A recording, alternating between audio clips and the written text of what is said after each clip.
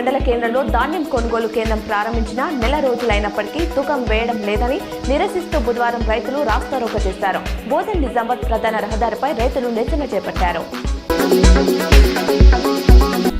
జూబ్లీహిల్స్ ఉప ఎన్నికను బీఆర్ఎస్ ప్రతిష్టాత్మకంగా తీసుకుంటుంది. కార్యకర్తలు మరింత ఊపు తీసుకొచ్చి ఓటర్లను ఆకట్టుకునేందుకు పార్టీ చీఫ్ కేసీఆర్ రంగంలోకి దిగనున్నారు. నవంబర్ మొదటి వారంలో ప్రచారానికి రానున్నారు. ఎర్రవల్లిలో పార్టీ అభ్యర్థి సునీతకు బీ ఫామ్ ఇచ్చిన సందర్భంగా కేసీఆర్ హామీ ఇచ్చినట్లు బీఆర్ఎస్ వర్గాలు తెలిపాయి.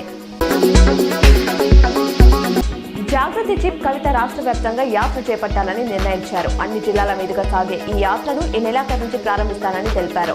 ఇందులో భాగంగా విద్యావంతులు మేధావులతో సమావేశాలు నిర్వహించనున్నారు.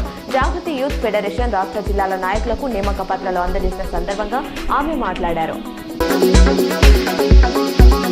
ఏపీలోని విశాఖలో గూగుల్ ఏఐ యాప్ లాంచ్ కావడంపై పీఎం మోదీ హర్షం వ్యక్తం చేశారు. గిగ్వాట్ సామర్థ్యం గల డేటా సెంటర్, భారీ పెట్టుబడులు మన వికసిత్ భారత్ లక్ష్యంలో భాగం కానున్నాయి. AI technology, cutting edge tools ప్రజలందరికీ అందుబాటులోకి తేవడంలో ఇది శక్తివంతమైన ఆయుధంగా పనిచేయనుంది. డిజిటల్ ఎకానమీని పెంచుతూ గ్లోబల్ టెక్నాలజీ లీడర్గా భారత స్థానాన్ని సుస్థిరం చేయనుందని ట్వీట్ చేశారు. ధన త్రయోదశి అక్టోబర్ 18 సమీపిస్తున్న వేళ బంగారం ధరలు క్రమంగా పెరుగుతున్నాయి. హైదరాబాద్ బులియన్ మార్కెట్లో ఇవాళ 24 క్యారెట్ల 10 గ్రాముల బంగారం ధర ₹540 పెరిగి ₹1,28,890కి చేరింది. 22 క్యారెట్ల 10 గ్రాముల గోల్డ్ రేటు ₹500 పెరిగి ₹1,18,150గా ఉంది.